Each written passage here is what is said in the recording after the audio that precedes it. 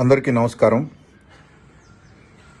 Mother నియోజకవర్గంలో CPM party నాయకులపైన కార్యకర్తలపైన అక్రమంగా కేసులు పెట్టి వేధించడాన్ని నిరసిస్తూ ఈరోజు మదర్లో ప్రదర్శన నిర్వహించాలి అని చెప్పేసి భావించాము. ఆ ప్రదర్శన మదర్ నియోజకవర్గం పరిధికి మాత్రమే పరిమితమై జరపాలి అని చెప్పేసి అనుకున్నాము. పోలీసుల అనుమతి కోరాము, పోలీసుల అనుమతి కూడా ఇచ్చారు.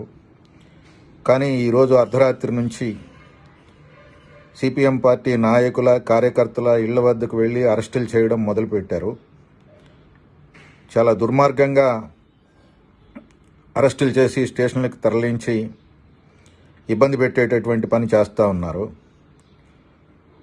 ఇవాళ మదిర నియోజకవర్గంలో అంబేద్కర్ రాజ్యాంగం కాకుండా మల్లుభట్టి విక్రమార్క రాజ్యాంగం అమలవుతూ ఉంది. ఈ రాజ్యాంగంలో కనీసం ప్రజాస్వామ్య పద్ధతులకి చోటు లేనట్టుగా ఉంది. ప్రజలు ప్రజాతంత్రవాదులు, ప్రజాస్వామ్యవాదులు ఇలాంటి అక్రమ అరెస్టుల్ని, అక్రమ చర్యల్ని ఖండించాలని, అక్రమ కేసులపైన తగిన పద్ధతుల్లో స్పందించాలని చెప్పేసి విజ్ఞప్తి చేస్తూ ఉన్నాం.